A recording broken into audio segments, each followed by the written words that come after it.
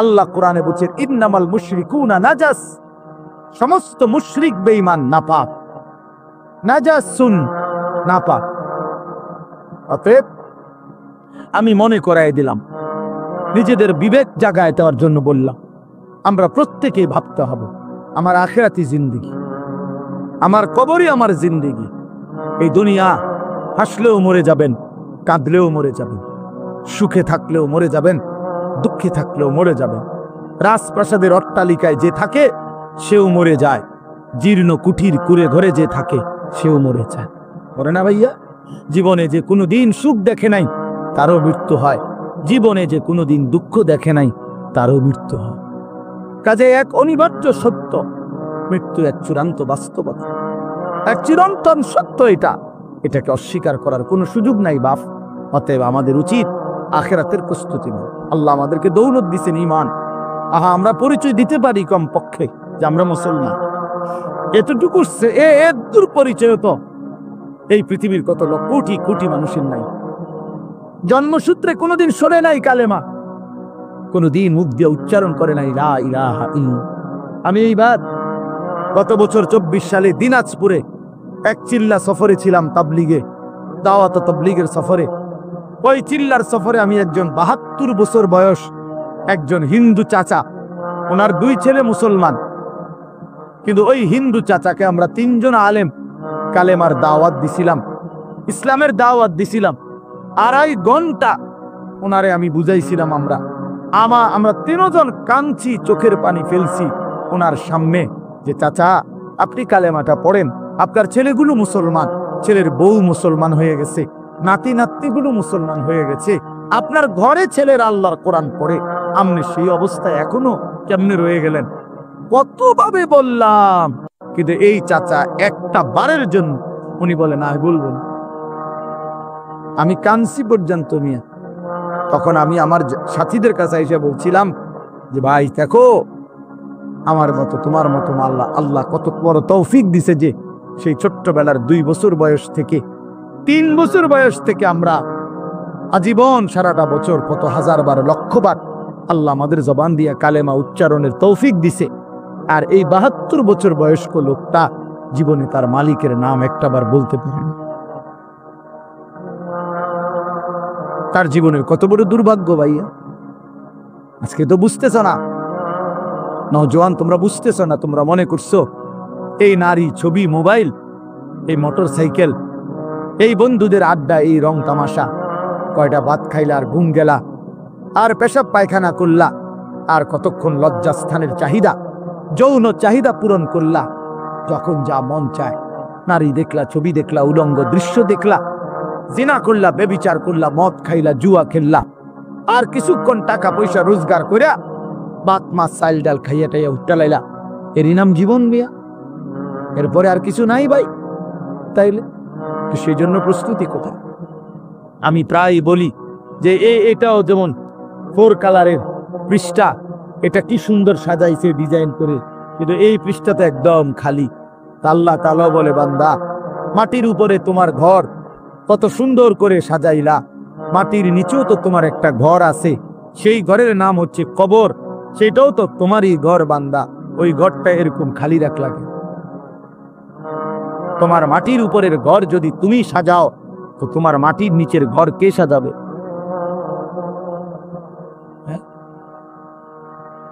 আমার মাটির নিচের ঘর কে সাজাই দিবে? আমার কবর কে সাজাবে? আমি না সাজাই, আমি না সাজাই। আমার মাটির উপরের ঘর তো আমি মরে গেলে আমার ছেলে বাকিটা কাজ করতে পারবে, আমার পুত মরে গেলে নাতি বাকিটা কাজ শেষ করতে পারবে। বাপে হয়তো বিটা বাইন্দা গেছে, পুতে আইয়া ঘর করছে, নাতি আইসা ফার্নিচার টার্নিচার কইরা এখন ঘরের কাজ সব কমপ্লিট করছে। এমন হইতে পারে না? তো দুনিয়াতে এরকম হইতে পারে। কবর, কবর, আমার কবর আমি না সাজাইলে আমার পুতে সাজাই দিবে, আমার নাতি সাজাই দিবে। তাহলে বাবা, তাহলে ওইটা তো বেশি জরুরি, কারণ আমার কবর আমাকেই সাজাইতে হবে, আমার আখিরাত আমাকেই সাজাইতে হবে। এই জন্য আমরা, প্রিয় যুবক ছেলেরা, তোমরা যারা এই সমাজের আছো, আমি তোমাদেরকে প্রয়োজনে আলাদা আলাদা সময় দিতে রাজি আছি। তোমরা আমার মাদ্রাসায় আইসো, আমি দাওয়াত দিলাম তোমাদের, তোমরা এই সমাজের প্রত্যেকটা ছেলে প্রয়োজনে আলাদা, শুধু তোমরা যদি শুনতে চাও আমি তোমাকে আলাদা সময় দেব, কোনো অসুবিধা নেই ইনশাআল্লাহ। আমি বললাম ইনশাআল্লাহ, আমি দাওয়াত দিলাম তোমাদের, কিন্তু তোমরা জিন্দেগি বদলাও, তোমরা জীবন বদলাও। তোমাদের অধিকাংশ ছেলের চুল সুন্দর না, এগুলা মুসলমানের চুল না বাবা, এগুলা মুসলমানের চুল না। তোমরা যারা নামাজ পড়ো না বাবা, এটা মুসলমানের পরিচয় না বাবা। কেন তুমি নামাজ পড়বা না? আল্লাহ তাআলা জিজ্ঞাসা করে, বান্দা এত বড় আসমান দিয়ে, এত বড় জমিন দিয়ে, এই সমস্ত মাখলুকাত দিয়ে 24 ঘন্টা বান্দা আমি আল্লাহ তোমাকে লালন পালন করলাম, এত কিছু দিয়েও তোমার মনটা গলাইতে পারলাম না? হ্যাঁ, আল্লাহ জিজ্ঞাসা করে, বান্দা আমি এত কিছুর বিনিময়ে তোমার কাছ থেকে একটা সেজদা পাইলাম না, কেমনে পারলাম? والسماء بنيناها بأيد وإنا لموسعون। আল্লাহ বলেন, আসমান আমি আল্লাহই বিস্তীর্ণ করেছি নিজ কুদরতি হাতে। ওয়াল আরদা ফারাশনাহা ফানি'মাল মাহিদুন। রব্বুল আলামিন বলে, জমিন আমি আল্লাহই বিছানা করে দিয়েছি, আমি করেছি, দেখো না কেমন সুন্দর বিছানা। এতটা শক্ত ভারী বানাই নাই, পাথরের মতো শক্ত যদি বানাইতাম ফসল উঠতো কেমনে? আবার এতটা নরম বানাই নাই, একদম নরম বানাইলে বসতা কেমনে, নড়াচড়া করত। এজন্য আল্লাহ বলেন, বিছানা যেমনে আরামদায়ক, ঠিক আমি আল্লাহ তোমার জমিনকে এইভাবে বিছানার মতো বানিয়ে দিয়েছি, আসমান ছড়িয়ে দিয়েছি। ومن كل شيء خلقنا زوجين لعلكم تذكرون। আল্লাহ বলেন, সব কিছু আমি রব্বুল আলামিন জোড়ায় জোড়ায় সৃষ্টি করেছি। তাইলে তিনটা জিনিস বলছে, আসমান আমি বিস্তীর্ণ করেছি, জমিন আমি বিছানার মতো বিছিয়েছি, সব কিছু জোড়ায় জোড়ায় আমি সৃষ্টি করেছি। কেন? লাআল্লাকুম তাযাক্কারুন, আমার সৃষ্টি দেখে যেন তুমি উপদেশ গ্রহণ করতে পারো, যেন উপদেশ গ্রহণ করতে পারো। ফাফিরু ইলাল্লাহ, অতএব বান্দা আমি আল্লাহর দিকে ফিরো, আল্লাহর দিকে ফিরো, আল্লাহর দিকে ফিরো, আল্লাহর দিকে ফিরো, আল্লাহ। আল্লাহ ডাক দিস, ফাফিরু ইলাল্লাহ, এই বান্দা অন্যদিকে যাইও না, শয়তান তোমারে জাহান্নামে ফেলে দিবে, নফসের ধোঁকা, মনের চাহিদা তোমারে জাহান্নামে ফেলে দিবে, অসৎ বন্ধু তোমারে জাহান্নামে ফেলে দিবে, সিনেমার নর্তকী তোমারে জাহান্নামে ফেলে দিবে, মোবাইলের উলঙ্গ নারী তোমারে জাহান্নামে ফেলে দিবে, অসৎ বন্ধুর খপ্পরে পড়ে তুমি বরবাদ হয়ে যাইবা। ওইদিকে যাইও না বান্দা, আমি আল্লাহর দিকে ফিরো, আমি তোমার দুনিয়াও পূরণ করে দেব, আমি তোমার আখিরাতও পূরণ করব। দুনিয়া আমি খাওয়াই বান্দা, তোমার বাপে না, তোমার মায়ে না, আমি আল্লাহ, আমি আল্লাহ। বাপে খাওয়ায় না, যার বাপ মরে যায় সেও তো খায়, তো সে কেমনে খায়? এতিম সন্তান খায় না? এতিম সন্তান বড় হয় না? তাহলে বলে, এই জন্য দয়া করে আমি আমার এতগুলো কথা, এই কথার সবগুলো কথার মূল অর্থ এই কথায়, আমি এই কয়দিন, আজকে প্রায় 15-20 দিন যাবত, আমাদের আর সময়ও নাই রমজানের আগে, আগামী সোমবার আমার উমরার ফ্লাইট, ইনশাআল্লাহ আমি আল্লাহর ঘর জিয়ারতে চলে যাব। এই কয়দিন টানাই কথা বলে যাচ্ছি, বারবার প্রত্যেকটা মাহফিলে এই এক কথাই বলে যাচ্ছি যে ভাইয়া আমরা মুসলমান বাবা, আমাদের জিন্দেগি আখিরাত, আমাদের জিন্দেগি কি? আখিরাত। আমাদের এই দুনিয়ার বেঁচে থাকা আখিরাতের জন্য, আখিরাতের জন্য, আখিরাতের জন্য। অতএব আমাদের কর্তব্য হলো আখিরাতের ফিকিরকে সামনে রেখে, পরকালকে সামনে রেখে আমাদের জীবন সাজানো। জীবন সাজাইবার একটা টাইম, একটা সুযোগ মাহে রমজান আমাদের সামনে। আর কয়টা দিন মাত্র, একদম দেখা যায় রমজান, রমজানের গান শোনা যায়। সারা পৃথিবীর ইমানদার এখন অপেক্ষা করতেছে রমজান মাসের জন্য, রমজান মাসের জন্য। রমজান পরিবর্তনের মাস, রমজান জিন্দেগি সাজানোর মাস, রমজান আখিরাতের মাস, রমজান জান্নাত অর্জনের মাস, রমজান জাহান্নাম থেকে মুক্তির মাস, নিজেকে সাজাইবার মাস। এই জন্য প্রিয় কিশোর, প্রিয় নওজোয়ান, তুমি ফিরে আসো, নষ্ট হইও না বাপ, কার কপ্পরে পড়ে নষ্ট হইলা? ইহুদি তোমারে পছন্দ করে না, তুমি কেন তার মতো সাজলে? যে তোমারে ভালোবাসে না, যে তোমার ভাই ফিলিস্তিনে ইমানদারকে প্রতিনিয়ত শহীদ করছে, রক্ত ঝরাচ্ছে, তুমি কেন ওই বেঈমানের মতো সাজলা? বেঈমান, তোমার এতটুকু বিবেক নাই? এই লোকটা আমারে পছন্দই করে না, আমি কীর্তন তার পিছে আড়ি আড়াবি, এ আমারে ভালোই বাসে না, আমি বুঝি যে আমারে দেখতে পারে না, এ সারাক্ষণ আমার বিরোধিতা করে, আমার শত্রুতা কামনা করে, আমার ধ্বংস কামনা করে, আমার লাশ কামনা করে, আমার রক্ত কামনা করে, আমারে নিশ্চিহ্ন করে দিতে চায় পৃথিবীতে। আমাদেরকে মুসলমানদেরকে এই ইহুদির কুত্তারা, খ্রিস্টান বেঈমানরা, তাহলে আমরা তাদের মতো হব কেন? বলো মিয়া। নবী সাল্লাল্লাহু আলাইহি ওয়াসাল্লাম তো বলছেন, ফারকু মা বাইনানা ওয়া বাইনাল কুফরি আস-সালাত। নবীজি বলছে ঈমানদার আর বেঈমানের মাঝে পার্থক্য নামাজ। কি বলেন না? সবাই বলেন কি? এজন্য প্রিয় ভাই, নামাজ পড়েন। বাবা নামাজ পড়েন।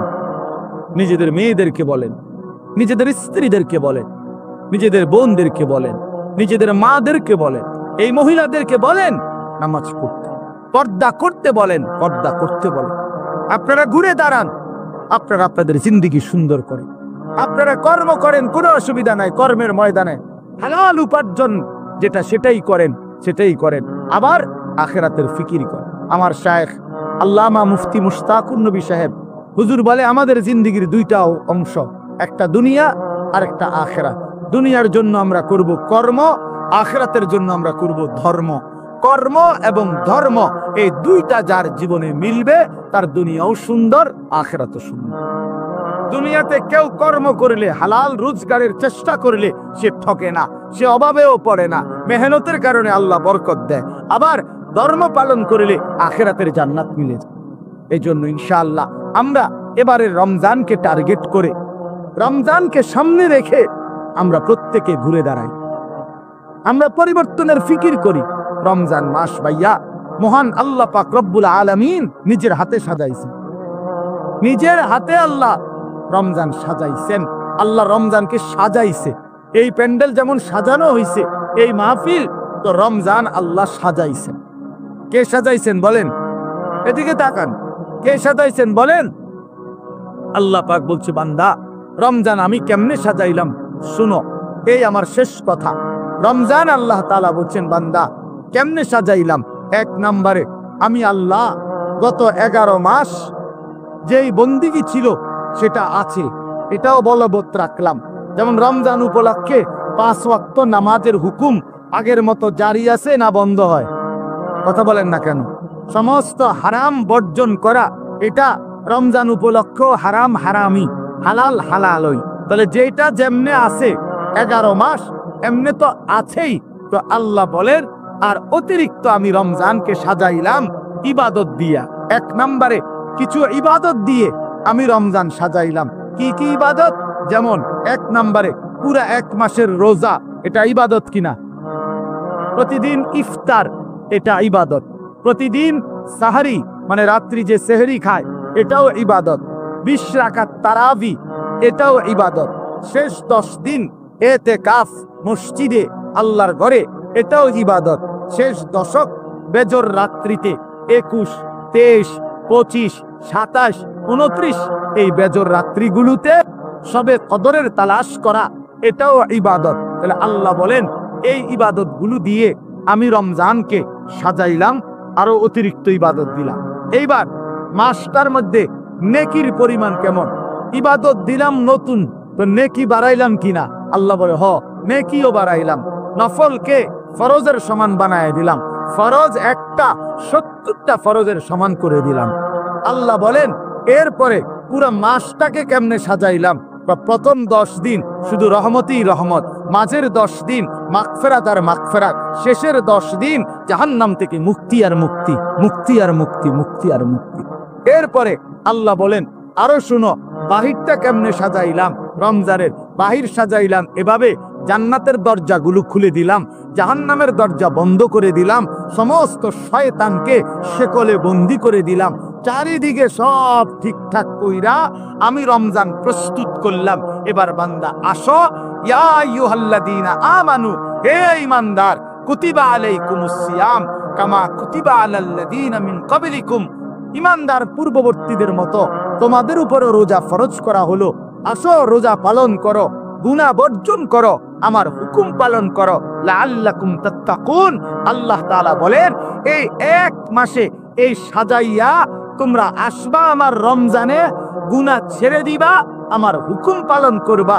আমি আল্লাহ ওয়াদা দিলাম এক মাসেই তোমাদেরকে মুত্তাকি বানাবো, আর মুত্তাকি হলেই জান্নাত দিয়ে দেব, জান্নাত দিয়ে। অতএব আমার কথা শেষ, এটাই আমার বক্তব্য বুঝানো যে প্রিয় ভাই, এক নাম্বার কথাই দুইটা মিলান। একটা হলো আমাদের জীবন আখিরাত। আমাদের জীবন কি?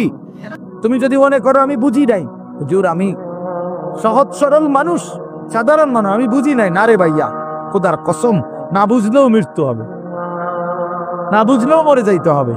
বলে আমি বুঝি নাই হুজুর, আমি খেয়াল করি নাই, বিষয়টা যে এত সিরিয়াস আমি মনে করি নাই, কবরের আযাব যে এমন ভয়ানক আমি এটা ভাবতে পারি নাই। এত কথা বললে, সুপণ্ডিতি কথা বললে মৃত্যু কি থামানো যাবে? কবরের আযাব কি বন্ধ হয়ে যাবে? না না না না। পুলিশ যদি কোনো মামলা দেয়, তো যদি আমি যদি বলি যে না আমি জানি না এই মামলা, এটা একটা অপরাধ, হ্যাঁ, তো পুলিশ কি বলে যে তো আপনি জানেন না, এই জন্য আপনাদের ছেড়ে দিলাম। কথা বলেন না কেন? সে কি বলে? সে বলে আপনি জানেন না কেন সেটা আপনার বিষয়, কিন্তু আমার রাষ্ট্রের আইন এটা, এটা আমাকে কি করতে হবে? প্রয়োগ করতে হবে। এই জন্য বাপ, আমরা প্রত্যেকেই, আমি সবার কাছে অনুরোধ করি, সবাই ভাবতে শিখো, ভাবতে শিখেন, ভাবতে শিখেন। আজকে অনেক ছেলে পেলে, আমরা ছেলে পেলে, তোমাদের কারো ভিতরে সামান্যতম পূর্বাপর আদ পিস কোনো ভাবনা নাই। বাপ, তুমি আসছো কোত্থেকে? কে তোমাকে বানাইলো? কেন তোমাকে বানাইলো? তুমি কেন আসলা পৃথিবীতে? যিনি সৃষ্টি করলেন তোমাকে, তিনি কি এই চাচ্ছিলেন তোমার কাছে? তিনি যা চাচ্ছেন তুমি তা করছো না কেন? তুমি যা করছো তিনি তো তা চাচ্ছেন না। আল্লাহ তাআলা আমাদেরকে সৃষ্টি করেছেন প্রতি 1 মাসে 1.5 মাসে চুলের এক একটা ডিজাইন বদলাবার জন্য। এই জন্যই তো আল্লাহ মুসলমান বানাইছেন আমাদেরকে, কি এই জন্যই?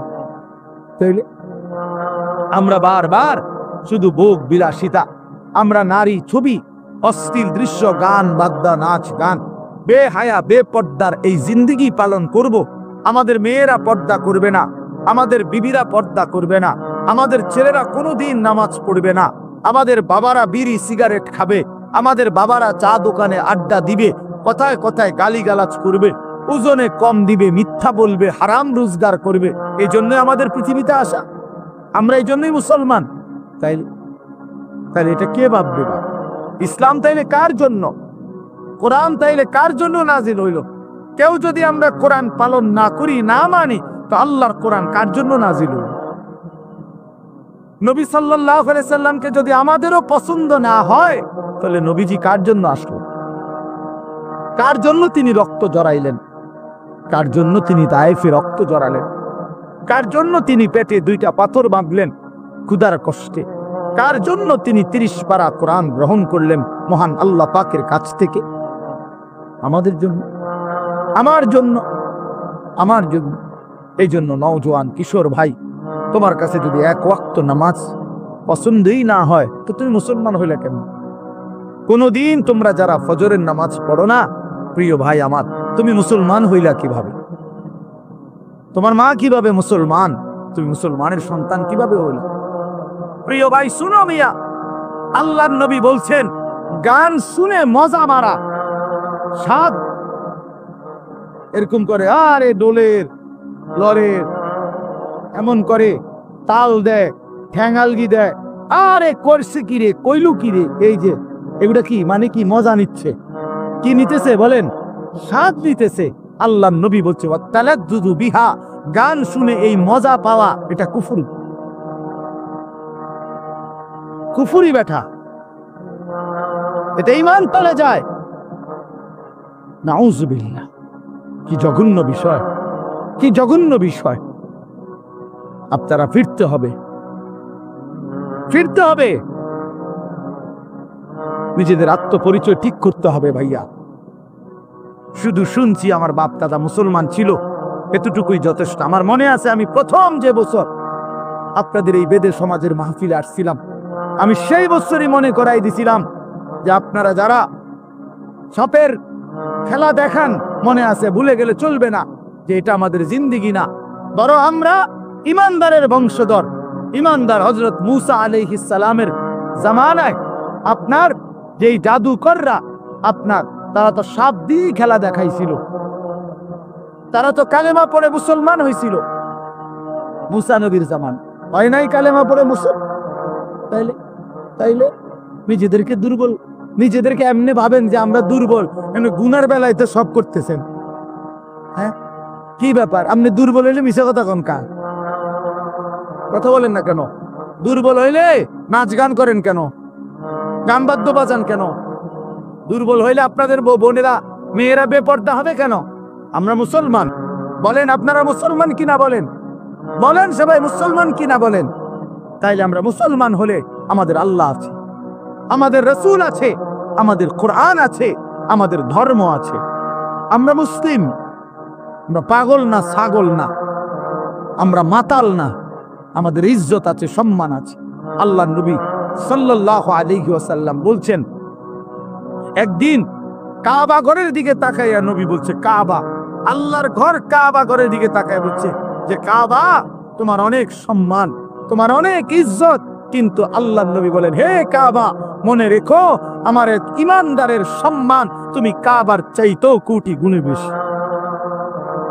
খোদার কসম, হাদিস নবীজি বলছে, কাবা তোমার চাইতে দামি, আমার ইমানদারের ইজ্জত, আমার ইমানদারের সম্মান কাবার চাইতে দাম। আল্লাহ কোরআনে বলছেন, ওয়ালা আবদুম মুমিনুন খায়রুম মিন মুশরিকিন ওয়ালাউ আ'জাবাকুম। আল্লাহ বলছে, মুশরিক, বেঈমান, কাফের যত বড়ই মনে হোক, 10টা পৃথিবীর মালিক হোক, একেবারে 7 সমুদ্র 13 নদীর মালিক হোক, পৃথিবীর সব সম্পত্তির মালিকও যদি হয়, মুশরিক, কাফের, বেঈমান, খোদার কসম আল্লাহ কোরআনে বলে তার চাইতে একজন ইমানদার গোলাম, কৃতদাস, সে খায়রুন, সে উত্তম, উত্তম, উত্তম। ওয়ালা আবদুম মুমিন খায়রুম মিন মুশরিক। একটা গোলাম সে কৃতদাস হোক, তো তুমি তো কৃতদাস না, তুমি কারো গোলাম, তুমি কোন মানুষের কৃতদাস, তাইলে তুমি নিজেকে দুর্বল ভাববা কেন? আল্লাহ তাআলা তো বলছে এটা কৃতদাসও যদি হয়, কিন্তু ঈমান থাকে, যে পৃথিবীর সমস্ত বেঈমানের চাইতে দামি, বেঈমানের চাইতে দামি। আল্লাহ কোরআনে বলছেন, ইন্নামাল মুশরিকুনা নাজাস, সমস্ত মুশরিক বেঈমান নাপাক, নাজাসুন, নাপাক। অতএব আমি মনে করাই দিলাম, নিজেদের বিবেক জাগায় দেওয়ার জন্য বললাম, আমরা প্রত্যেকেই ভাবতে হবে আমার আখিরাতি জিন্দেগি, আমার কবরই আমার জিন্দেগি। এই দুনিয়া হাসলেও মরে যাবেন, কাঁদলেও মরে যাবেন, সুখে থাকলেও মরে যাবেন, দুঃখে থাকলেও মরে যাবেন। রাজপ্রাসাদের অট্টালিকায় যে থাকে সেও মরে যায়, জীর্ণ কুঠির কুড়ে ঘরে যে থাকে সেও মরে যায়, মরে না ভাইয়া? জীবনে যে কোনোদিন সুখ দেখে নাই তারও মৃত্যু হয়, জীবনে যে কোনোদিন দুঃখ দেখে নাই তারও মৃত্যু হয়। কাজে এক অনিবার্য সত্য, মৃত্যু এক চূড়ান্ত বাস্তবতা, এক চিরন্তন সত্য।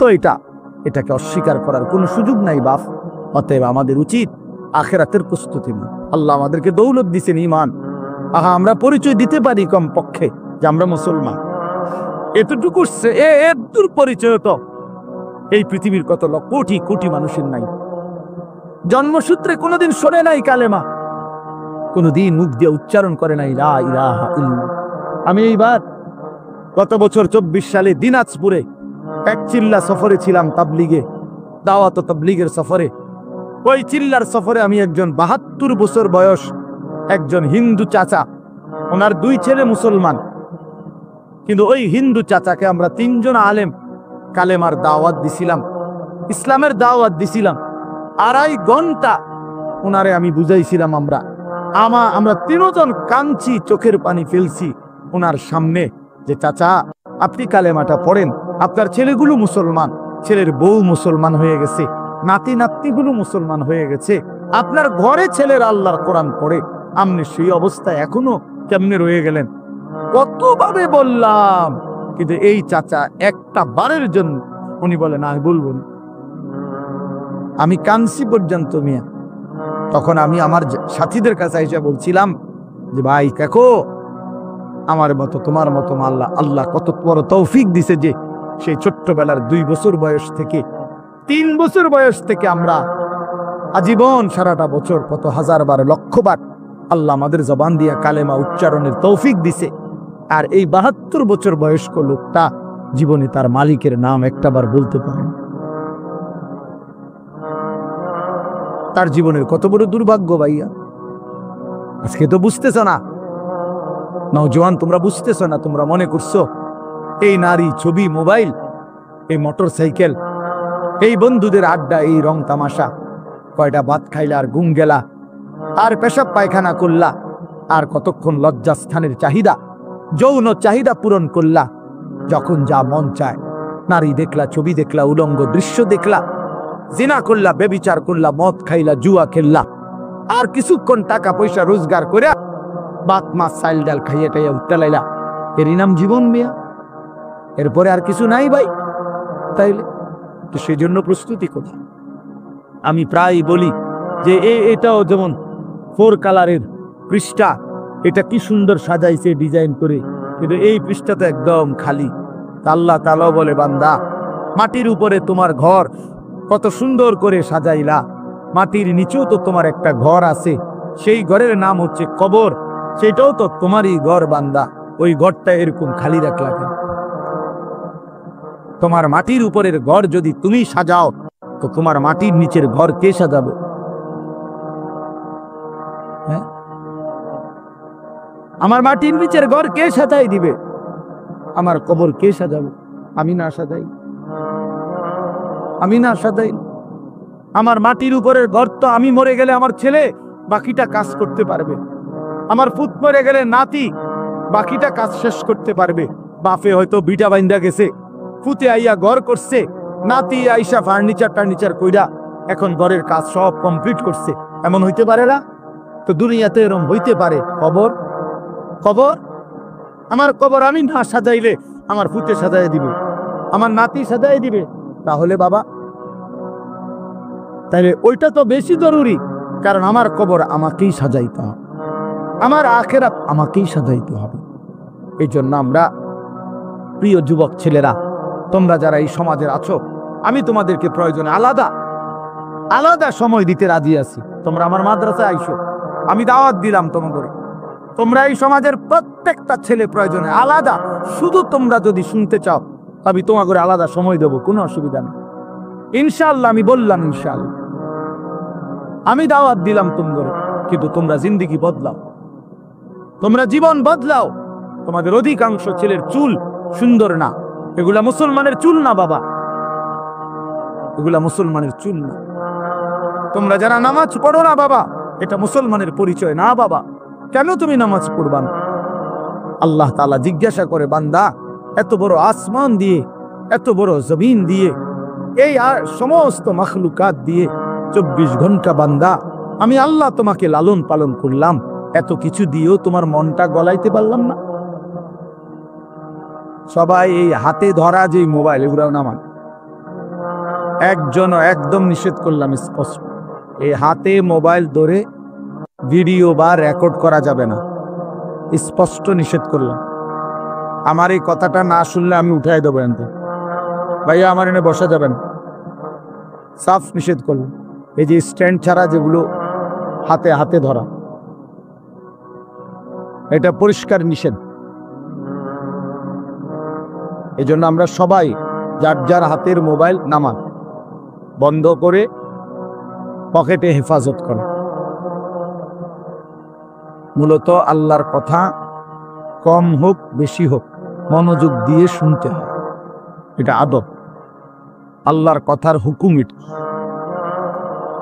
কোরআনুল কারীমে আল্লাহ তাআলা বলছেন, ওয়া ইযা কুরিআল কুরআনু ফাসতামিউ লাহু ওয়া আনসিতু লাআল্লাকুম তুরহামুন। আল্লাহ তাআলা বলেন, যখন তোমাদের সামনে কোরআন পড়া হয় তখন তোমাদের দুইটা কাজ। এক, মনোযোগ দিয়ে কান লাগিয়ে শুনো, আনসিতু, এবং চুপ থাক। লাআল্লাকুম তুরহামুন, আল্লাহ তাআলা বলেন তাহলে অবশ্যই তোমাদের উপরে রহমত বর্ষিত হবে। তাহলে এক নাম্বার হলো মনোযোগ দিয়ে কান লাগিয়ে শোনা, দুই নাম্বার হলো চুপ থাকা। তাহলে মনোযোগ হয় না মোবাইল হাতে থাকতে। কেন মনোযোগ হয় না? বারবার এই মোবাইলের দিকে নজর যায়। তো বারবারই যদি মোবাইলের দিকে নজর যায়, ওইটার কথা মনে পড়ে, মোবাইলেই ঠিক মতো উঠাইবার ফিকির থাকে, তো নিজের কলিজায় কথা ঢুকে না। তাহলে এখন আমার মোবাইলে তো ঠিক আছে ওয়াজ উঠছে, এবং মোবাইলে তো আরো হাজার হাজার লক্ষ লক্ষ ওয়াজ আছে, কিন্তু আমার নিজের জীবনে, আমার ব্যক্তিগত জীবনের মধ্যে কি হলো সেটা তো দেখার বিষয়। তো এখন আমার মোবাইলে 10,000 ওয়াজ আছে কারো, তো এতে কবরের আযাব মাপ, এতে আখিরাত মাপ হয়ে যাবে? এই জন্য এটা কোনো, বরং মনোযোগ দাও। যে যারা বুট খাইতেছেন, বাদাম খাইতেছেন, এটাও থামান, বুট বাদামও খাবেন। আল্লাহর কথা কমই শুন, 5 মিনিট শুনলেও কোনো অসুবিধা নেই, 1 মিনিটে শুনুন, কিন্তু দিল দিয়ে শুনতে হবে, আন্তরিকতা। বুটও খাবেন, ওয়াজও শুনবেন, ফায়দা আসবেন। বাদাম খাবেন, ওয়াজ শুনবেন, তো লাভ হবে না, উপকার আসবে না। মোবাইল টিপবেন, ওয়াজও শুনবেন, তো লাভ আসবে না। একটা জিনিস মনে রাখতে হবে, একটা ছোট মাহফিল হোক আর বড় মাহফিল হোক, প্রতিটা আয়োজনের পিছনে অনেক কষ্ট, মেহনত, অনেক আবেগ, অনেক অনুভূতি, অনেক কিছু মিলাইয়াই একটা মাহফিল। এই poster, handbill, mic, generator, pandal, সামিয়ানা, লাইট, এরপরেও বক্তা দাওয়াত দেওয়া, ওনাদেরকে ঠিক মতো আনা, মানুষের বসার জন্য জায়গা করা, মেহমানদারি করা, ইত্যাদি ইত্যাদি মিলাইয়া অনেক কাজ।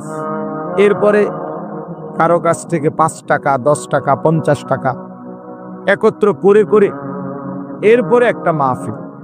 তাইলে এই এত কষ্টের আয়োজন, এত জনের থেকে এত কষ্ট করে আয়োজনের মাকসাদ কি? যে কিছু লোক বসে বসে বুট খাবে, বাদাম খাবে, কিছু চটপটি বিক্রি হবে, আর সবাই মোবাইলে 2টা ছবি উঠাবে, কতক্ষণ কথাবার্তা হই হুল্লোড় করে চলে যাবে, এটাই মাকসাদ? বলেন ইনসাফ এটা?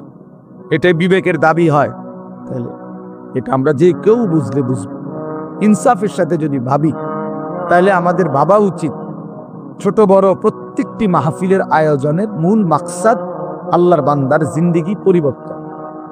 আমরা যে যেভাবে আছি, যে অবস্থায় আছি, এই অবস্থা থেকে উত্তরণ করা, আরো আগে বাড়া, আখিরাতের দিকে আগে বাড়া, নেকির রাস্তায় আগে বাড়া, গুনাহের রাস্তায় পিছনে পড়া, গুনাহ ছেড়ে দেওয়া। আমাদের নবী সাল্লাল্লাহু আলাইহি ওয়াসাল্লাম বলছেন, ইরতাহালাতিদ দুনিয়া মুদবিরা ওয়ারতাহালাতিল আখিরাতু মুকবিলা। নবীজি বলেন, প্রতিনিয়ত দুনিয়া তোমাদের পিছনে যাচ্ছে, আখিরাত তোমাদের সামনে আসছে। প্রতি 1 ঘন্টা যাচ্ছে মানে দুনিয়া পিছনে যায়, আখিরাত আমার সামনে, কবর আমার সামনে আসছে। অতএব নবী সাল্লাল্লাহু আলাইহি ওয়াসাল্লাম বলেন, ফাকুনু আবনা আল আখিরা ওয়ালা তাকুনু আবনা আদ দুনিয়া। অতএব উম্মত, তোমরা আখিরাতের সন্তান হও, দুনিয়ার সন্তান হইও। অর্থাৎ এই ছেলে, অপদার্থ কোথাকার, নিষেধ করলাম না মোবাইলটা তুলতে না, এটা ফালতু কোথাকার। আবারও হে বুঝে না, হে আরেকজনে দেয় কেডা? আমরা সিরা খাই, আমরা বুঝি না, বেওকুফ কোথাকার। সাবধান, আমি নিষেধ করলাম বারবার, তোমার পছন্দ না হলে তুমি এনতে চলে যাও, আমি কি মানা করছি নাকি? এটা তো আমরা ভোটে দাঁড়াইছি না যে আমার যত বেশি লোক আসে ততই আমার লাভ, আমার ভোটার বাইরে, বা আমার কি ইলেকশনে কারাইছি এটা বলেন না তো। আর আমি কি কোনো মার্কা নিয়ে আসছি? আমার আল্লাহর কথা বলা দরকার। 1 জনই হোক, 10 জনই শুনুক, অসুবিধা, এটা কোনো সমস্যা না, কিন্তু মনোযোগ লাগবে, কম হোক বেশি হোক, উপলব্ধি লাগবে। এজন্য দয়া করে প্রত্যেকেই মনোযোগ দিলে ভালো। তাহলে এই জন্য বললাম যে মূলত আমরা আল্লাহ নবী সাল্লাল্লাহু আলাইহি ওয়াসাল্লাম বলেন যে উম্মত, দুনিয়া তোমার পিছনে যাচ্ছে, আখিরাত তোমার আগে বাড়ছে, সামনে তোমার আখিরাত। অতএব তুমি আখিরাতের সন্তান হও, দুনিয়ার সন্তান হইও না। অর্থাৎ শুধুই দুনিয়ার পরিচয়েই পরিচিত হইও না। মানুষ জানে শুধু একজন ডাক্তার, একজন ইঞ্জিনিয়ার, একজন ব্যারিস্টার, একজন চাকরিজীবী, একজন ব্যবসায়ী, একজন কুলি, একজন দিনমজুর, একজন সিএনজি ড্রাইভার, একজন অটো ড্রাইভার। এরকম কোনো একটা পরিচয় শুধু আপনার, তাহলে এটা তো দুনিয়ার পরিচয়। আখিরাতের পরিচয়, আখিরাতের পরিচয় কোথায়? আল্লাহ নবী সাল্লাল্লাহু আলাইহি সাল্লাম বলছেন আখিরাতের পরিচয় এই পরিচয়ে পরিচিত হও, লোকে যেন বলে লোকটা নামাজি, দিনদার, চরিত্রবান, মসজিদওয়ালা, মাদ্রাসাওয়ালা, কোরআনকে ভালোবাসে, দিনকে ভালোবাসে, আল্লাহকে ভালোবাসে, হালাল হারামের পার্থক্য মেনে চলে, আখলাক সুন্দর, কথা সুন্দর, চরিত্র সুন্দর। এই যে এই পরিচয়গুলো আল্লাহ নবী বলেন তোমার জীবনে যেন আসে। এইটুকু তোমার পরিচয় বানাও। তুমি আখিরাতের সন্তান হও, দুনিয়ার সন্তান হইও না, দুনিয়ার সন্তান হইও না। ওমা হাদিহিল হায়াতুদ দুনিয়া ইল্লা লাহবুন ওয়া লাইব। আল্লাহ বলেন বান্দা, দুনিয়ার জীবন শুধুই তামাশা, শুধুই খেলাধুলা, কিছুক্ষণের আয়োজন, কিছুক্ষণের মালা ঠোলা ঘটিবাটি, যেটা নিয়া তুমি তামসা করলা, খেলাধুলা করলা, খেলাধুলা করলা। ছোটবেলার মালা ঠোলা নিয়া আমরাও খেলছি, হ্যাঁ, ঘর বানাইছি, রান্না বান্না করছি, দেখছি হান্ডি পাতিল, অনেক কিছুই ছিল। একটু পরে সন্ধ্যা হইছে অথবা মা ডাক দিছে, তো সব নিজের হাতে ভাঙ্গা ফেলাইয়া দৌড় দিয়া মায়ের কোলে চলে গেছি। তার মানে রব্বুল আলামিন বলে দুনিয়া মালা ঠোলা, দুনিয়া খেলনা বান্দা, খেলাধুলা, তামাশা। ওয়া ইন্নাদ দারাল আখিরাতা লাহিয়াল হায়াবান। নিশ্চয়ই আখিরাত, পরকাল, জান্নাত, সেটাই কেবল জীবন, সেটাই বেঁচে থাকে। বাঁচার সার্থকতা আখিরাত, জীবনের সার্থকতা আখিরাত। প্রিয় ভাই, তোমরা যারা এই সমাজের মানুষ, আমি ব্যক্তিগতভাবে এই মাহফিলকে আলাদা গুরুত্ব দিই। আমি প্রথম যখন, আরো বহু আগে, সর্বপ্রথম যখন এই নওজোয়ান, আগে কারা ছিল আমার তোর নাম মনে নাই, আমি সবের কথা মনে আছে, তো তখনই আমি এই মাহফিল যখন রাস্তার পাশে উঁচা জায়গায় হয়েছিল প্রথমবার, তখনই আমি আসছিলাম। তবে আমি নিজে তখন আন্তরিকভাবে এই মাহফিলের জন্য খোঁজ খবর নিয়েছিলাম। আরো একবারও আমি মাহফিলে 2 বা 3 জন ছেলেকে পাগড়ি দিছিলাম, আমার মনে হয় পরে আরেকবার। আজকেও আলহামদুলিল্লাহ আপনাদের 4টা ছেলে পাগড়ি নিল। এটা আশ্চর্য, আশ্চর্য। ওই ছেলেরা কই? আবার দাঁড়াও তো তোমরা, আবার দাঁড়াও তো বাপ। মাশাআল্লাহ, আল্লাহ তোমাদেরকে কবুল করেন। বসো বাপ।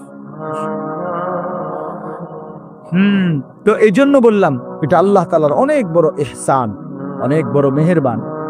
আখিরাতের পরিচয়ে পরিচিত হয়েছে এরা হাফেজে কোরআন, তাহলে এটা আখিরাতের পরিচয় না? পরকালে এদের মা বাপ, তারাও আখিরাতের পরিচয়, যে হাফেজে কোরআনের মা, হাফেজে কোরআনের বাবা, হাফেজে কোরআনের বাবা, এক আলেমের মা, এক আলেমের বাবা। এই জন্য বললাম আল্লাহ তাআলা আমাদেরকে বলছেন এটা, যে বান্দা তোমরা যদি বুঝো তাহলে তোমরা এটা বুঝে নিও, জীবন মানে আখিরাত, বেঁচে থাকা মানে আখিরাতের জন্য বেঁচে থাকা। আমাদেরকে আল্লাহ তাআলা এই পৃথিবীর হায়াত দিয়েছেন শুধুই আখিরাতের প্রস্তুতির জন্য। আপনারা যারা আছেন, আপনারা হয়তো বলবেন যে হুজুর আমরা সমাজের পিছিয়ে পড়া মানুষ, আমাদেরকে সমাজের কত মানুষ কতভাবে কদর করে না। না রে ভাইয়া, মানুষ কদর করে না করে এটা দেখার দরকার নেই। দুনিয়াতে সম্পদ পাইলেন বা না পাইলেন এটাও দেখার দরকার নেই। আমরা সমাজের সাধারণ মানুষ, এইটাও ভাবার দরকার নেই।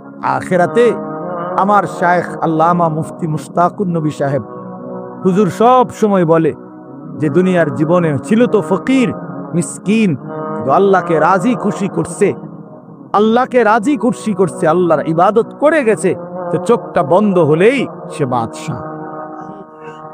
সে বাদশা, সে বাদশা। কোরআন শরীফে আছে স্পষ্ট, ইন্নাল্লাযীনা আজরামু কানু মিনাল্লাযীনা আমানু ইয়াদহাকুন। আল্লাহ তাআলা বলে, নিশ্চয়ই যারা নাফরমান, পাপী, অবাধ্য, তারা ইমানদার নেককারদেরকে দুনিয়ার জীবনে তাদেরকে দেখে দেখে হাসে। হাসে, হুজুর যায়, আরে অল্প বয়সে দাঁড়িয়ে রেখে গেছে রে, আরে এই মানে আরে একেবারে বুজুর্গ দরবেশ, মানে এরকম কি টিটকারি, মানে হাসে, মস্কারি করে। ইদা মাররু বিহিম ইয়াতাগামাজুন, পাশে দিয়া গেলে টিটকারি করে, আঙ্গুল দিয়া তুলে ইঙ্গিত করে। আল্লাহ তাআলা বলেন, ফাইদান কালাবু ইলা আহলিহিম কালাবু ফাকিহিন, পরিবারের বউ বাচ্চাদের সামনেও দিনদার শ্রেণীকে নিয়ে বিদ্রুপ করে। আল্লাহ বলেন, আমি ওয়াদা দিলাম, মনে রাখো, ফালিয়াউমাল্লাযীনা আমানু মিনাল কুফফারি ইয়াদহাকুন। আল্লাহ বলেন, আমি আল্লাহ ওয়াদা দিলাম, মোমেন, আজ যারা যারা বিদ্রুপ করছে তোমাকে দেখে, আমি আল্লাহ ওয়াদা দিলাম, সেদিন হাসরের দিন আমার ইমানদার নেককার বান্দা এসব বেঈমানকে দেখে হাসবে। ফালিয়াউমাল্লাযীনা আমানু মিনাল কুফফারি ইয়াদহাকুন, সেদিন আমার ইমানদার বান্দা হাসবে, সেদিন নেককার বান্দা হাসবে। সেদিন এই সমাজে যাকে দুর্বল মনে করছিল, কিন্তু আল্লাহকে রাজি খুশি করছিল যে মানুষটা, তো সেদিন ওই হাসবে তাদেরকে দেখে, হাজার লক্ষ কোটি টাকাকে দেখে হাসবে। আলাল আরাইকি ইয়ামদুরুন। আল্লাহ বলেন, আমার ইমানদার নেককার বান্দা জান্নাতের সিংহাসনের মধ্যে বসে জাহান্নামীর দৃশ্য, আযাবের দৃশ্য এখানে বসেই দেখতে থাকবে। ইয়ানজুরুন, দেখবে, দেখবে। আর কি বলবে? মজা করে বলবে জান্নাতি তখন, হাল সুযিবাল কুফফারু মা কানু ইয়াফআলুন। এই নাফরমান, সারা জিন্দেগি যা নাফরমানি করেছিলে, আজকে তার বিনিময় পেয়েছো তো? পেয়েছো তো? আরো দেখো নারী, আরো দেখো ছবি, আরো দেখো উলঙ্গ দৃশ্য, আরো জিনা ব্যভিচার দেখো, করো, মদ খাও, জুয়া খেলো, সুদ খাও, ঘুষ খাও। একটা সেজদা না দেওয়ার পরিণতি, আল্লাহর গোলামি করার না করার পরিণতি আজ কেমন লাগতেছে দেখো, দেখো। এভাবে বলুন, কোরআন শরীফে আছে, জান্নাতি বান্দা বলবে, আফামা নাহনু বিমাইয়িতিন। জান্নাতি বলবে, এ জাহান্নামী নাফরমান, মনে রাখিস বেটা, আর কোনদিন তোরও মৃত্যু হবে না, আমারও মৃত্যু হবে না। তার মানে আমি জান্নাতি, আমারও মরণ নাই, তুই জাহান্নামী, তোরও মরণ নাই। অতএব আমার জান্নাতের সুখ এটাও শেষ হবে না, তোর জাহান্নামের দুঃখ এটাও শেষ হবে। এই দুনিয়ায় যে হাসে, হতে পারে কিছু সময় পরে সে কাঁদবে। এই দুনিয়ায় যে কাঁদে, হতে পারে 10 দিনের মাথায় সে হাসবে। আজকে যে সুখে আছে, কালকে হয়তো সে দুঃখে আছে, কালকে আজকে যে দুঃখে আছে, হতে পারে কালকে সে সুখে আছে। দুনিয়া তো অবস্থা বদলায়। অতিলকাল আইয়ামু নুদাভিলুহা বাইনান নাস। আল্লাহ বলেন, আমি মানুষের মাঝে অবস্থা বদলাই দুনিয়ায়, কিন্তু আখিরাতে বদলাবে না। আখিরাতে কি হবে না ভাইয়া? এই জন্য তোমরা যারা ছেলেরা আছো, তোমরা নিজেরে আরেকবার ভাবতে শেখো, তুমি মুসলমান, তুমি মানুষ, তুমি মানুষ। এই সমাজ মূল্যায়ন করুক বা না, এই সমাজ ওলামায়ে কেরামকেও মূল্যায়ন করেনি, এই সমাজ ইমামকেও মূল্যায়ন করে না, এই সমাজ মুয়াজ্জিনকেও মূল্যায়ন করে না। কথার কথা, যারা করে না, তো তাই বলে কি ইমামের মর্যাদা কমে গেছে? মুয়াজ্জিনের মর্যাদা কমে গেছে? বেতন 8,000 টাকা, তো কি হইছে? 10,000 টাকা, তো মানুষ মূল্যায়ন করে নাই, এত অসুবিধা কি? এত অসুবিধা কি? এই জন্য আমি অনুরোধ করলাম, প্রথম কথা, আমরা প্রত্যেকেই এটা ভাবা উচিত। দুনিয়া দিয়া হিসাব মিলাই লইতাম, দুনিয়ার লাভ লোকসান দুনিয়ার দিয়া হিসাব মিলাইলে হবে।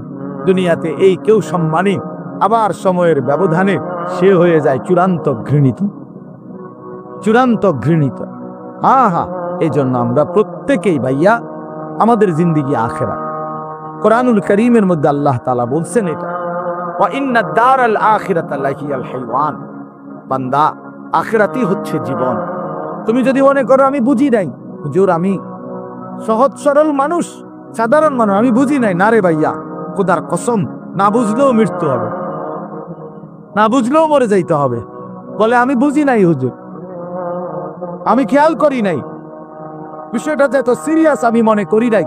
কবরের আযাব যে এমন ভয়ানক আমি এটা ভাবতে পারি নাই। এত কথা বললে, সুপণ্ডিতি কথা বললে মৃত্যু কি থামানো যাবে? কবরের আযাব কি বন্ধ হয়ে যাবে? না না না না। পুলিশ যদি কোনো মামলা দেয়, তো যদি আমি যদি বলি যে না আমি জানি না এই মামলা, এটা একটা অপরাধ, হ্যাঁ, তো পুলিশ কি বলে যে তো আপনি জানেন না, এই জন্য আপনাদের ছেড়ে দিলাম। তিনি যা চাচ্ছেন তুমি তা করছো না কেন?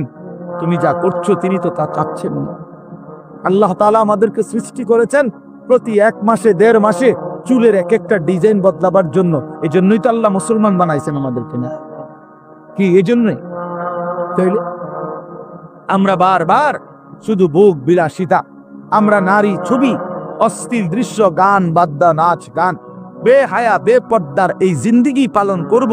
আমাদের মেয়েরা পর্দা করবে না, আমাদের বিবিরা পর্দা করবে না, আমাদের ছেলেরা কোনোদিন নামাজ পড়বে না, আমাদের বাবারা বিড়ি সিগারেট খাবে, আমাদের বাবারা চা দোকানে আড্ডা দিবে, কথায় কথায় গালিগালাজ করবে, ওজনে কম দিবে, মিথ্যা বলবে, হারাম রোজগার করবে। এই জন্য আমাদের পৃথিবীতে আসা, আমরা এই জন্যই মুসলমান। তাইলে তাইলে এটা কে ভাববে? বা ইসলাম তাইলে কার জন্য? কোরআন তাইলে কার জন্য নাজিল হইল? কেউ যদি আমরা কোরআন পালন না করি, না মানি, তো আল্লাহর কোরআন কার জন্য নাজিল হইল? নবী সাল্লাল্লাহু আলাইহি সাল্লামকে যদি আমাদেরও পছন্দ না হয়, তাহলে নবীজি কার জন্য আসলেন? কার জন্য তিনি রক্ত জড়াইলেন? কার জন্য তিনি তায়েফে রক্ত জড়ালেন? কার জন্য তিনি পেটে 2টা পাথর বাঁধলেন ক্ষুধার কষ্টে? কার জন্য তিনি 30 পারা কোরআন গ্রহণ করলেন মহান আল্লাহ পাকের কাছ থেকে? আমাদের জন্য, আমার জন্য, আমার জন্য। এই জন্য নওজোয়ান কিশোর ভাই, তোমার কাছে যদি 1 ওয়াক্ত নামাজ পছন্দই না হয়, তো তুমি মুসলমান হইলে কেন? কোনদিন তোমরা যারা ফজরের নামাজ পড়ো না, প্রিয় ভাই আমার, তুমি মুসলমান হইলা কিভাবে? তোমার মা কিভাবে মুসলমান? তুমি মুসলমানের সন্তান কিভাবে হইলা? কোন যুক্তিটি? যে জীবনে আল্লাহকেই চিনে না, সৃষ্টিকর্তাকেই চিনে না, বানানেওয়ালাকেই চিনেন। আল্লাহ তাআলা কোরআনুল কারীমে বলছেন, বান্দা আমি 23 বছর কোরআন নাজিল করেছি, 30 পারা কোরআন নাজিল করেছি। আমি আল্লাহ 23 বছর একটানা বললাম, এক আল্লাহ বলছেন 23 বছর কোরআন নাজিল করছেন।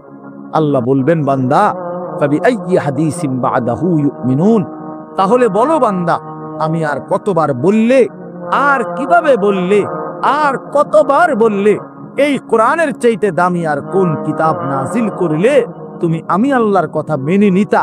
তুমি বলো, বলো ভাইয়া।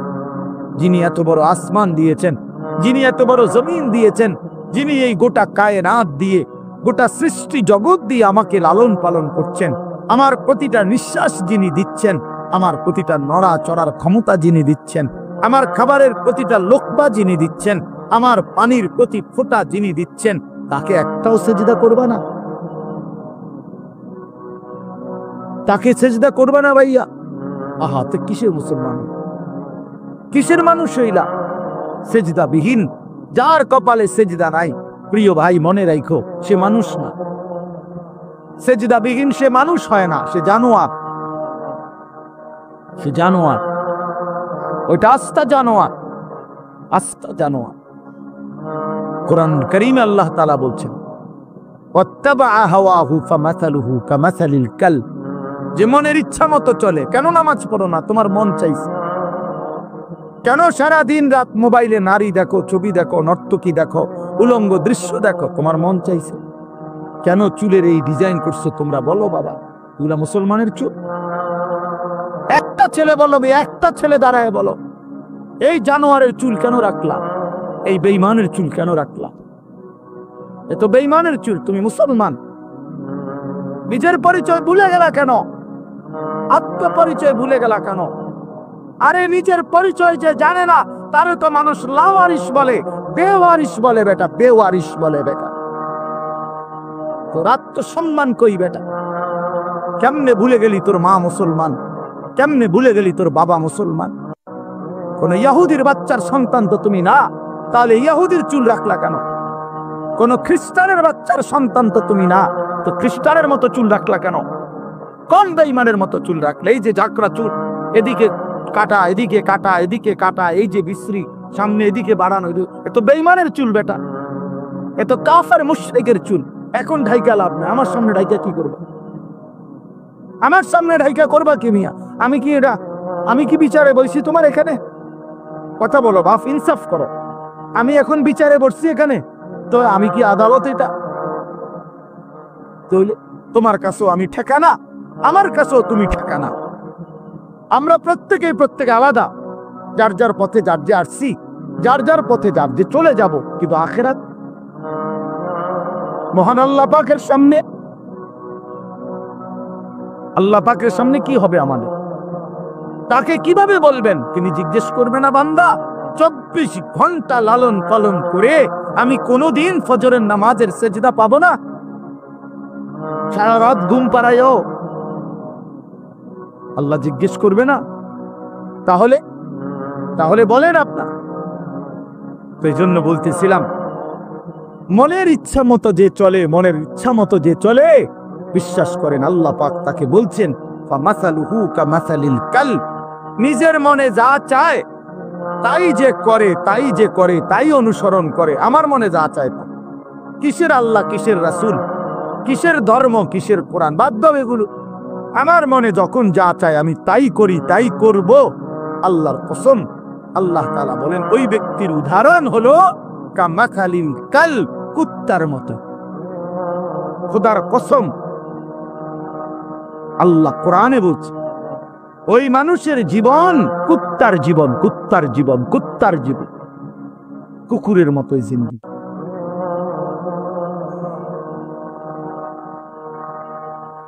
কুকুরের জীবন এটা, এই জীবন কুকুরের জীবন। কোরআন শরীফের শব্দ ভাই, তোমাকে ওই ছাত্র যারা মাদ্রাসায় পড়ে তা করে জিজ্ঞাসা করো কালবুন অর্থ কি। তাহলে এই জিন্দেগি কুত্তার জিন্দেগি, যে জিন্দেগি সেজদা নাই, সে জিন্দেগি নারী ছবি, অস্থিরতা, জিনা, ব্যভিচার, বেপর্দা, বেহায়া, নাচ গান, আনন্দ ফুর্তি, এটা জীবন হলো মিয়া? এটা জীবন? তার থেকে শিখছেন এটা? কেন ভুলে গেলেন আল্লাহ নবী সাল্লাল্লাহু আলাইহি সাল্লামের বিধান? নবীজি সাল্লাল্লাহু আলাইহি সাল্লাম বলছেন আল গিনা রুকিয়াতুজ জিনা। নবীজি বলছে গান বাদ্য এটা জিনা এবং ব্যভিচারের তাবিজ। তাবিজ বুঝেন না? তাবিজ অর্থাৎ যেখানেই গান বাদ্য হয় সেখানেই জিনা ব্যভিচার হয়, নারী পুরুষের অবাধ মেলামেশা হয়।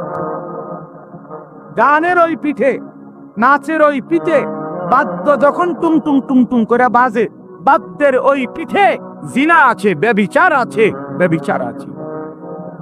আল্লাহ নবী সাল্লাল্লাহু আলাইহি ওয়াসাল্লাম বলছেন ইস্তিমাউল মালাহি মাসিয়াতুন। নবীজি বলছে গান শোনা গুনাহ, গুনাহ, গুনাহ। আল জুলুসু আলাইহা ফিসকুন, এবং গানের মজলিসে বসা এটা কবিরা গুনাহ, ফাসিক, প্রকাশ্য পাপী। ওয়াত তালাজ্জুযু বিহা কুফরুন। প্রিয় ভাই শুনো মিয়া, আল্লাহর নবী বলছেন গান শুনে মজা মারা, স্বাদ এরকম করে আরে ডোলের লরের এমন করে তাল দেয়, ঠ্যাঙ্গালগি দেয়, আরে করছে কিরে, কইলু কিরে, এই যে এগুলা কি মানে কি মজা নিচ্ছে? কি নিতেছে বলেন? স্বাদ নিতেছে। আল্লাহ নবী বলছে ওয়াতালাজ্জুযু বিহা, গান শুনে এই মজা পাওয়া এটা কুফরি, কুফরি বেটা, এটা ঈমান তলে যায়। নাউযুবিল্লাহ, কি জঘন্য বিষয়, কি জঘন্য বিষয়। আপনারা ফিরতে হবে, ফিরতে হবে, নিজেদের আত্মপরিচয় ঠিক করতে হবে ভাইয়া। শুধু শুনছি আমার বাপ দাদা মুসলমান ছিল, এতটুকুই যথেষ্ট। আমার মনে আছে আমি প্রথম যে বছর আপনাদের এই বেদে সমাজের মাহফিলে আসছিলাম, আমি সেই বছরই মনে করাই দিছিলাম যে আপনারা যারা সাপের খেলা দেখান, মনে আছে, ভুলে গেলে চলবে না যে এটা আমাদের জিন্দেগি না, বরং আমরা ইমানদারের বংশধর। ইমানদার হযরত মুসা আলাইহিস সালামের জামানায় আপনার যেই জাদুকররা, আপনার তারা তো সাপ দিয়েই খেলা দেখাইছিল। তারা তো কালেমা পড়ে মুসলমান হয়েছিল মুসা নবীর জামান, হয় নাই কালেমা পড়ে মুসলমান? তাইলে তাইলে নিজেদেরকে দুর্বল, নিজেদেরকে এমনি ভাবেন যে আমরা দুর্বল, এমনি গুনার বেলায় তো সব করতেছেন। হ্যাঁ, কি ব্যাপার? আপনি দুর্বল হইলে মিশা কথা কনকা কথা বলেন না কেন? দুর্বল হইলে নাচ গান করেন কেন? গান বাদ্য বাজান কেন? দুর্বল হইলে আপনাদের বোনেরা মেয়েরা বেপর্দা হবে কেন? আমরা মুসলমান, বলেন আপনারা মুসলমান কিনা বলেন? বলেন সবাই মুসলমান কিনা বলেন? তাইলে আমরা মুসলমান হলে আমাদের আল্লাহ আছে, আমাদের রসুল আছে, আমাদের কোরআন আছে, আমাদের ধর্ম আছে। আমরা মুসলিম, আমরা পাগল না, ছাগল না, আমরা মাতাল না, আমাদের ইজ্জত আছে, সম্মান আছে।